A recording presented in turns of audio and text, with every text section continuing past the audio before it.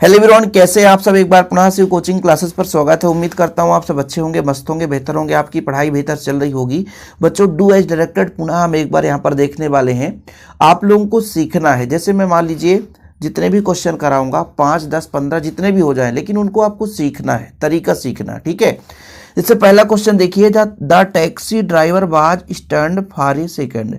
Add question tag, question tag add करना है। जब भी ऐड करने के लिए बात बोले तो पहले आप पूरा प्रश्न को उतार दो कि the taxi driver was stand for a second.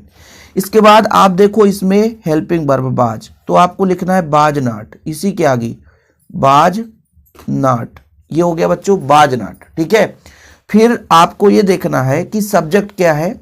तो जैसे द टैक्सी ड्राइवर है, तो यहां पर हम किसी व्यक्ति का नाम या किसी कर्ता का नाम नहीं लिखते हैं। उसके जगह जैसे मान लीजिए कोई लड़का है तो उसके जगह ही लिखेंगे बच्चों। और यदि मान लीजिए किसी स्त्रीलिंग के लिए बात की जाएगी तो वहां पे हमको सी लिखना है, ध्यान रखना। तो यहां पर हो जाएगा बाज नाट ही, ठीक है। तो इसमें थोड़ा सा आप लिख लो बाज नाट ही और क्वेश्चन मार्क्स लगा दो, बस यही क्वेश्चन टैग है। मुख्य रूप से आपको ये ध्यान देना है कि आपका हेल्पिंग वर्ब क्या लगा है बाज, तो बाज नाट। और फिर आप देख सकते हो सब्जेक्ट जैसे ही सी हो तो ठीक है, और नहीं है तो फिर यदि मान लीजिए यदि वो पुल्लिंग को दर्शाता है तो ही लिखो, और स्त्रीलिंग को यदि व्यक्त कर रहा है तो आपको सी लिखना है। इसके बाद दूसरा है बच्चों, the student have written short stories. अब इसको चेंज टू, यहाँ पर बच्चों लिखा हुआ है future continuous tense, FCT shortcut में मैंने लिख दिया है ताकि आपको समझ में आ जाए बस। तो यहां पर आपको फ्यूचर कंटिन्यूअस टेंस में बदलना है। सबसे पहली बात यह है कि फ्यूचर कंटिन्यूअस टेंस में बच्चों शैल विल और बी का प्रयोग होता है, शैल बी विल बी। यहां पे पूछा गया फ्यूचर कंटिन्यूअस टेंस, देखो present continuous tense, past continuous tense और फ्यूचर कंटिन्यूअस टेंस। तो जब फ्यूचर इंडेफिनिट की बात करते हैं तो वहां पे शैल और विल का प्रयोग करते हैं। लेकिन बच्चों जब हम फ्यूचर कंटिन्यूअस की बात करते हैं तो शैल बी और विल बी। तो देखो यहां पर आंसर लिखते समय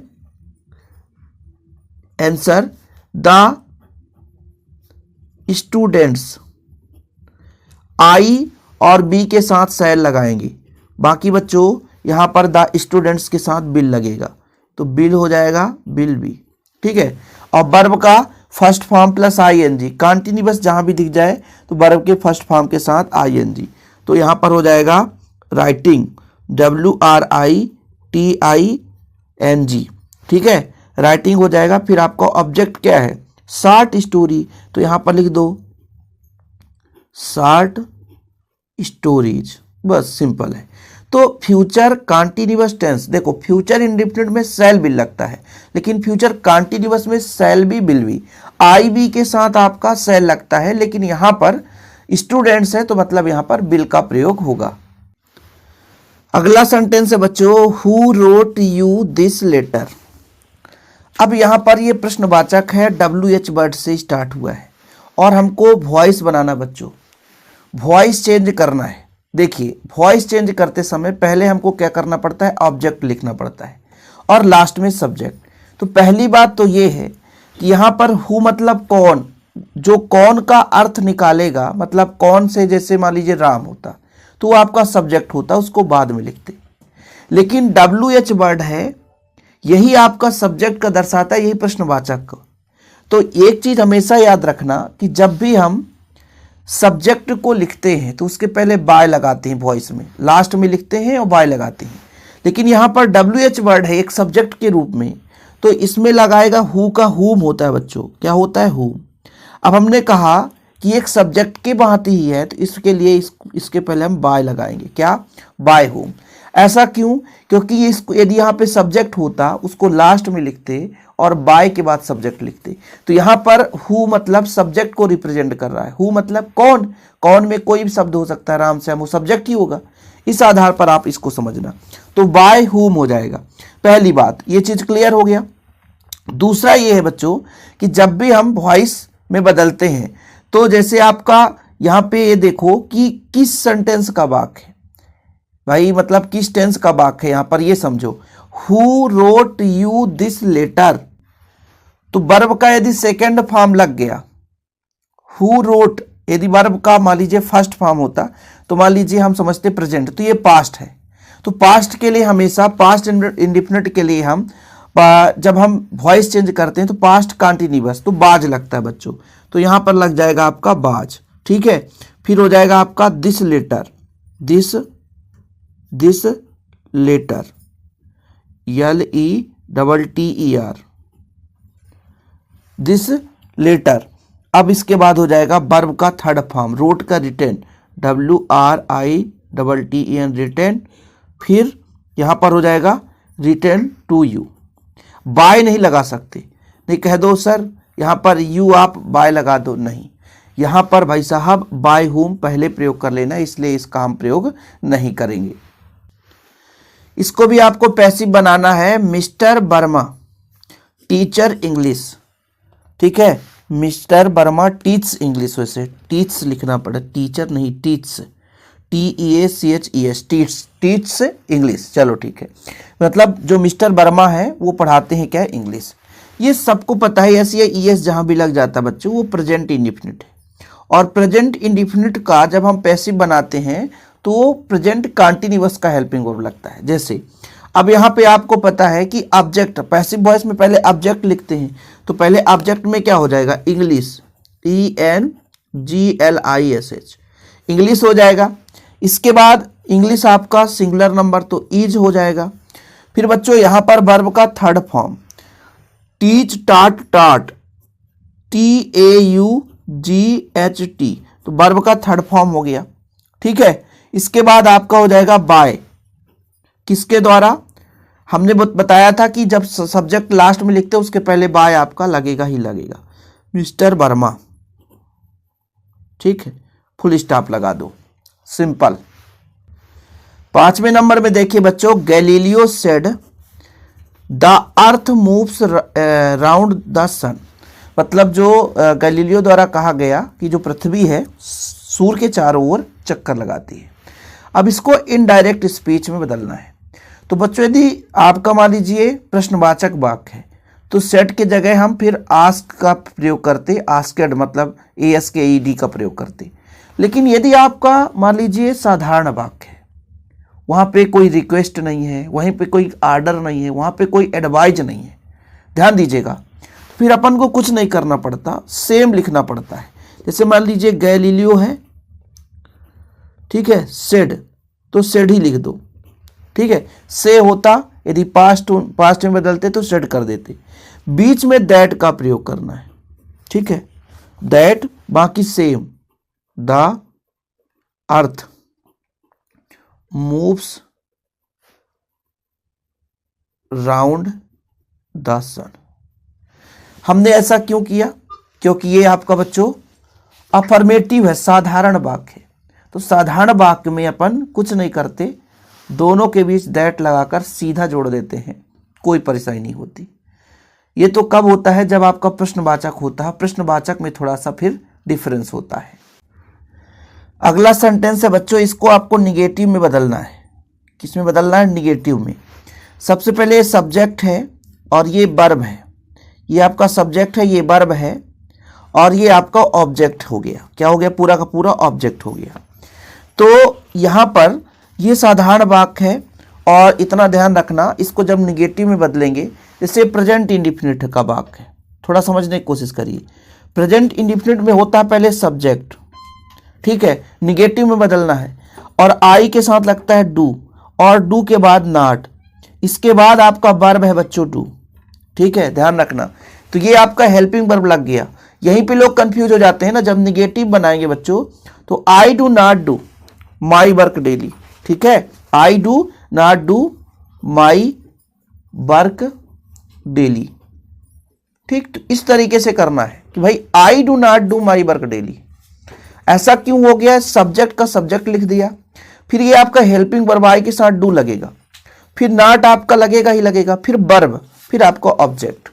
तो ऐसे प्रश्नों पे लोग अक्सर कंफ्यूज होते हैं। अगला प्रश्न देखिए, हरीश पोस्टेड द लेटर। इसको आपको क्वेश्चन टैग बनाना है।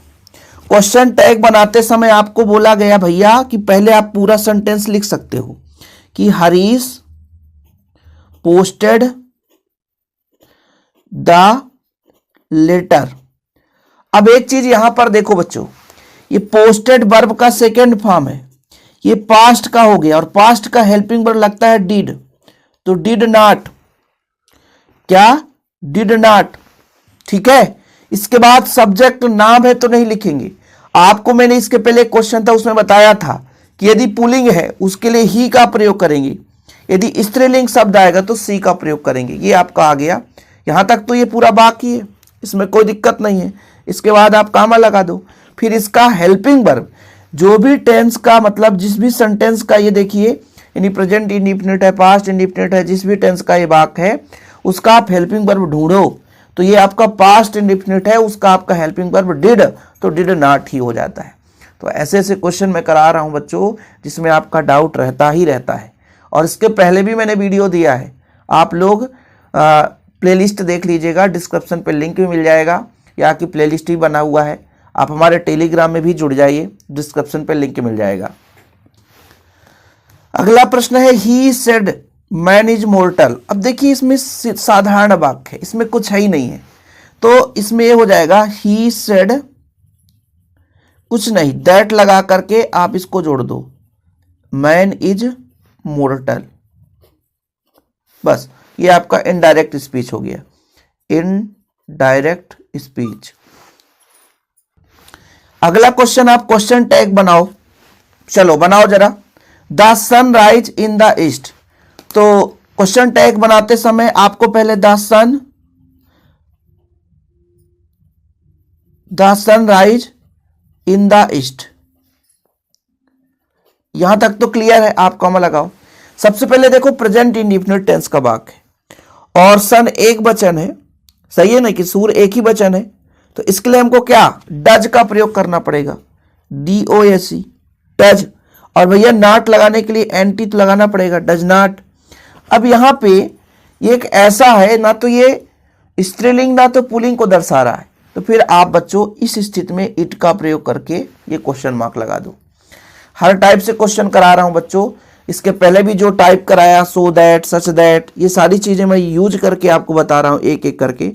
तो प्लीज यार आप लोग चैनल पे पहली बार आए तो सब्सक्राइब कर लें और आप लोग शेयर जरूर करते रहें। अब इस सेंटेंस को कोई यदि बनाते नहीं बनेगा ना, तो वो लास्ट में कमेंट कर देगा कि सर ये आपका गलत है, क्योंकि ऐसा सेंटेंस ही है। देखो आई डिड मतलब ये आपका सब्जेक्ट है बच्चों, डिड वर्ब का सेकेंड फॉर्म है, मतलब ये किस टेंस का वाक्य हो गया, पास्ट इंडिफिनिट का, और पास्ट इंडिफिनिट में डिड लगता है, और ये आपका सेकेंड फॉर्म है, इसका फर्स्ट फॉर्म डू हो जाएगा, पहली बात। तो जब हम इसका निगेटिव बनाएंगे तो आई के साथ हेल्पिंग वर्ब डिड, अभी हेल्पिंग वर्ब लगाया हूं, ये हेल्पिंग वर्ब, और डिड नॉट, फिर वर्ब लगाना है, वर्ब क्या है, डू, फिर हो जाएगा माई वर्क एस्टरडे। अब देखो ऐसे में कंफ्यूज हो जाते हैं ना, सब्जेक्ट लिखा, आई के साथ पास्ट इंडिफिनिट की बात की जा रही है, पास्ट इंडिफिनिट मतलब आई के साथ डिड लगा, फिर नॉट लगा, फिर ये आपका वर्ब है बच्चों, वर्ब मेन वर्ब है, और वर्ब कहां से निकाला हमने, ये आपका इंडिफिनिट था। पास्ट इंडिफिनिट में जो अफर्मेटिव सेंटेंस होता है, जो साधारण वाक्य होता है बच्चों, उसमें सेकेंड फॉर्म लगता है वर्ब का, और वर्ब का फर्स्ट फॉर्म डू और सेकेंड फॉर्म डिड, तो डिड का फर्स्ट फॉर्म हो जाएगा डू, फिर माई वर्क एस्टरडे। कितना सिंपल है। इसका फिर एक बार क्वेश्चन टैग बनाओ, चिल्ड्रन लाइक प्लेइंग फुटबॉल।